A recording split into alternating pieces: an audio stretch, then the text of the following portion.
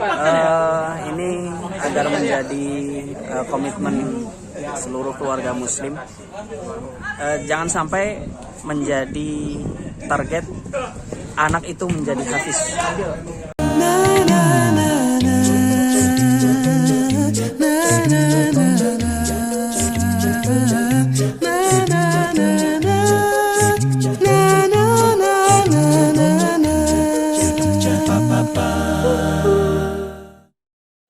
Lanjut, Ustaz. Ustaz, satu lagi Ustaz, pertanyaan saya, Ustaz. Kan saya ini kan pengen nih punya anak hafiz. Nah, sebenarnya kalau cara orang tua mendidik dari rumah itu seperti apa sih? Agar bisa diaplikasikan di rumah gitu. Ya, secara konsep pendidikan orang tua dalam menerapkan pendidikan Al-Quran kepada anak-anak itu sebenarnya paling simple. Artinya paling simple, tapi bagi sebagian orang agak sulit menerapkannya. Pertama, kita harus punya basic Al-Quran dulu. Orang tuanya? Ya, orang tuanya. Kalau tidak punya basic Al-Quran, yang penting punya semangat atau ghirah mempelajari Al-Quran dan kapanpun belajar Al-Quran, sehingga anak itu akan tertular semangatnya. Cara yang paling gampang yaitu ada wirid yaumiyah. Ada tahu wirid ya semuanya? Zikir. Ya, zikir harian yang itu bisa diucapkan secara langsung, bisa dicontohkan secara langsung oleh orang tuanya, atau menggunakan perangkat kekinian ya, seperti MP3, laptop dan segala macam. Itu sudah sangat mendukung sekali. Dulu saya pengalaman dari kecil, saya umur 3 tahun sudah hafal hampir 1 juz, umur 3 tahun. Dan 3 tahun itu sudah kemana-mana pegang mic, ya, ngaji.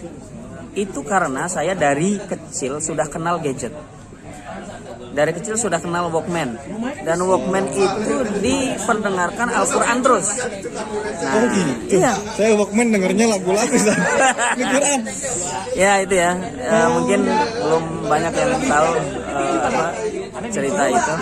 Ya, jadi dari kecil terbiasa mendengar. Ya.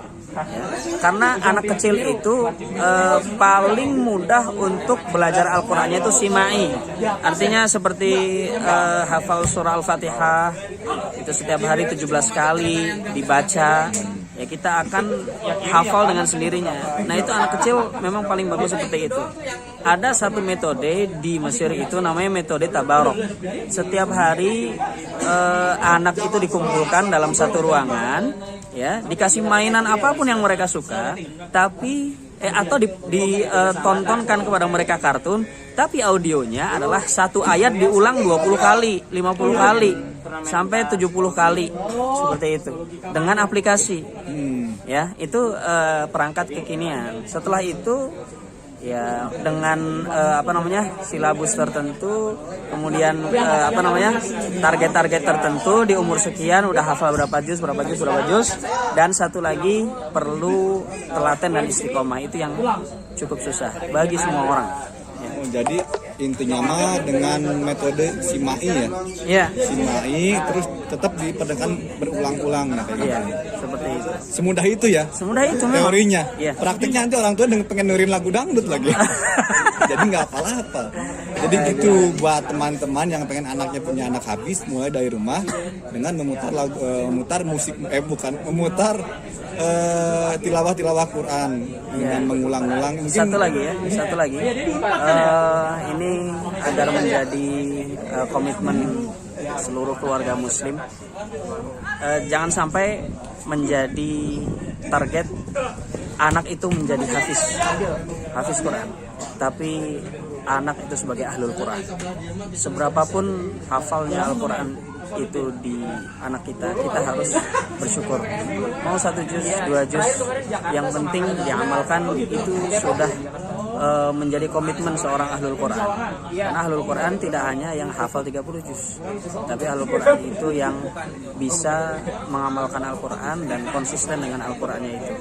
Maka jadilah ahlul Quran, jadilah penghafal Al-Quran, dan jangan pengen hanya jadi seorang yang hafal Quran, hafiz Quran, seperti itu.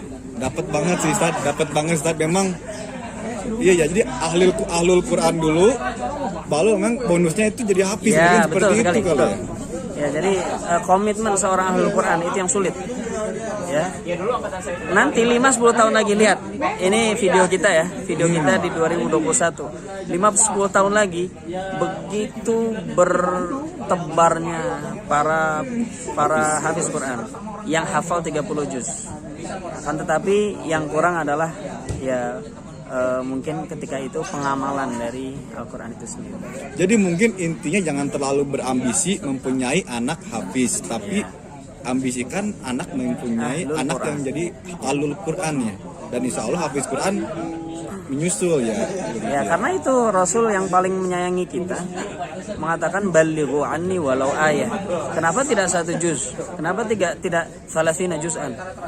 Tapi walau ayah, karena mengamalkan 1 ayat seumur hidup itu nggak kelar umur kita. Ya, nggak cukup umur kita untuk mengamalkan 1 ayat itu seumur hidup. Maka jangankan 1 ayat, ya mungkin 1 huruf.